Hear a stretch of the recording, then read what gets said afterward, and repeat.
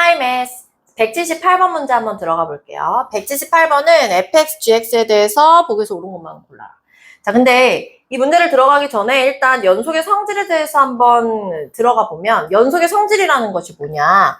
fx랑 gx가 각각 연속이면 어떤 점에서 연속일 수도 있고 실수 전체에서 연속일 수도 있고 각각 연속이면 fx랑 gx를 더하거나 빼거나 곱하거나 나눈 것도 얘가 전부 연속이다. 이런 명제가 있었다는 거지. 얘도 연속이다. 각각 연속이라는 건 둘 다 모두 연속이면 이라는 얘기거든요. 자, 모두 연속이면 더하거나 빼거나 곱하거나 나눠도 연속이다가 이게 성질인데 우리가 이런 식으로 성질을 정리하는 것이 다 명제예요, 명제. 자, 그러면 이런 명제가 항상 참이라고 했을 때 우리가 명제가 참이면 항상 따라오는 것이 대우도 참이다.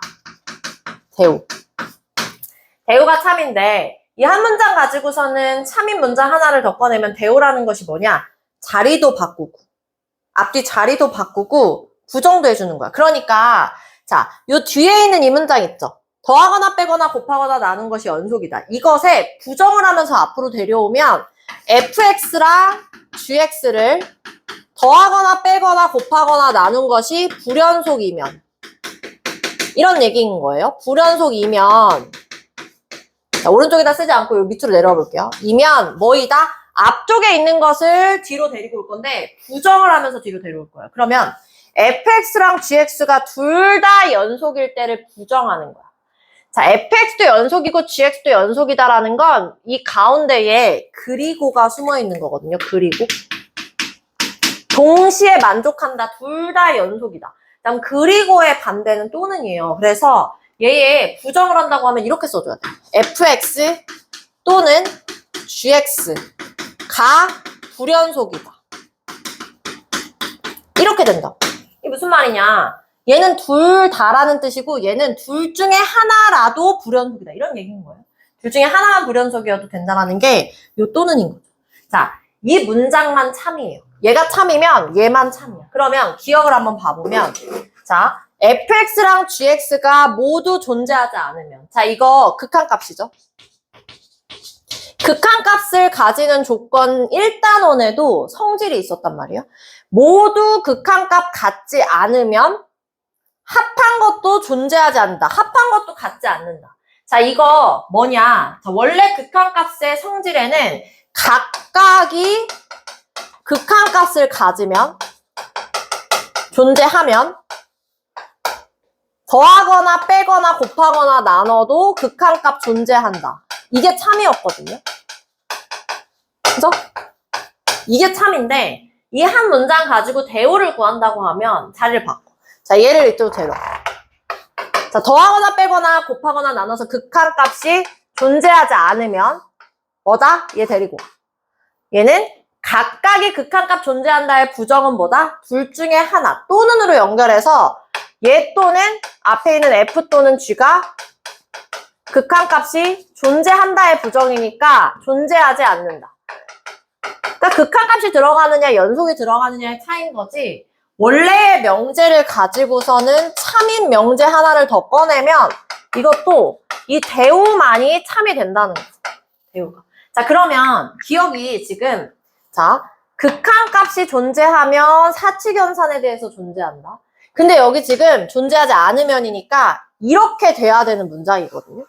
그럼 뭐냐?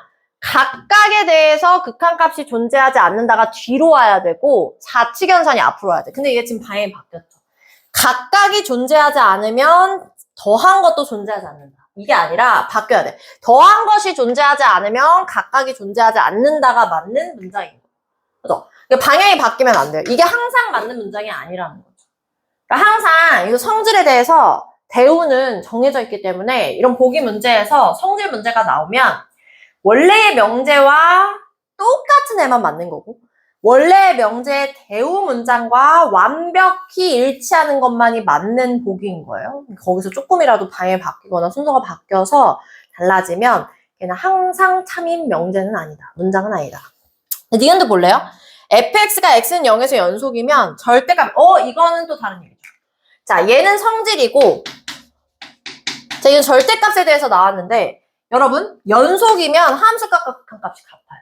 그래서 이 앞에 fx가 x는 0에서 그러면 함수값을 구하면 f0일 거고, 극한값을 구하면 fx를 이렇게 데려와서 x는 0으로 갈 때 극한값이 나올 텐데, 존재하면이라고 했으니까 그 존재하는 값을 한번 놔볼까?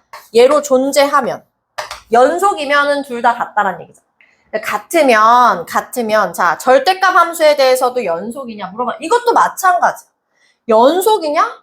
함수값과 극한값 같는지 확인해 보라는 거야. 같은지. 자, 그럼 얘도 식을 써. x가 0으로 갈 때의 절대값 fx. 자, 절대값 fx에다 0을 대입한 게 함수값. 이게 같은지 확인해 보라는 건데, 우리가 앞에서 이걸 알파로 설정한 것으로 뒤에 걸 따지는 거니까, 자, 얘 봐요. 요 fx가 0으로 갈 때 여기서의, 이 안쪽에서의 극한값이 알파야. 그러면 얘는 알파 절대값이 되겠죠. 안쪽에서 극한값 구해서 절대값 씌워주면 요 놈의 극한값이 절대값 알파. 자, 얘는요. F0이 그냥 알파였으니까 이것도 마찬가지. 얘 아니야? 그럼 얘는 항상 같겠네? 그러면 얘가 같다고 할 수 있겠다. 그러면 얘는 연속이라고 할 수 있겠다.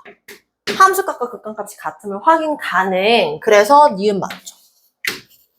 그쵸? 자, 디귿과 비교를 해줘야 돼요. 디귿도 절대값 함수가 나와줬는데 디귿을 한번 판단해보면 얘가 x는 연속이면 그러면 이걸 정리해볼까? 하면 이제 x가 0으로 갈 때에 절대값 fx 함수에서의 극한값과 0을 대입했을 때의 함수값이 같으면 근데 이 값을 알파로 한번 정해보자. 그치? 그러면 여기서 어떤 경우가 생기냐면 이 절대값이 알파야? 그러면 이 안에 있는 것은 뿔마 알파가 가능해. 그러니까 하나의 경우만 있는 건 아닌 거야. 그래서 여기도 마찬가지. 이 안에 있는 극한값이 플러스 알파일 수도 있고 마이너스 알파일 수도 있는 거야. 어찌됐든 간에 절대값을 씌우면 알파로 같아지니까 연속이라고 할 수 있는데 자 뒤에 걸 확인해 볼 거야. 여기서 꺼낸 걸로 확인. 자 뒤에로 한번 가보면 뒤에는 fx도 x는 0에서 연속이냐 물어봤단 말이야. 그럼 fx를 데리고 와서 이제 다시 연속이니까 fx에 대한 극한값 써. fx에다가 0을 넣어. 얘를 확인해 보는 거지. 근데 내가 여기다가 요 fx에 플러스 알파를 집어넣어서 얘 극한값은 플러스 알파야 라고 놓고 f0은 여기서 마이너스 알파를 집어넣어서 절대값을 씌웠더니 알파가 나왔던 거야. 그래서 여기다 마이너스 알파를 넣어버린 거야. 가능성이 열려있는 애니까 그럼 얘는 같지 않게 되겠죠. 항상 같은 건 아니겠죠. 그쵸? 얘는 요 뿔마 알파 얘 때문에 항상 같지는 않더라. 그래서 니은을 맞다고 해주시면 됩니다.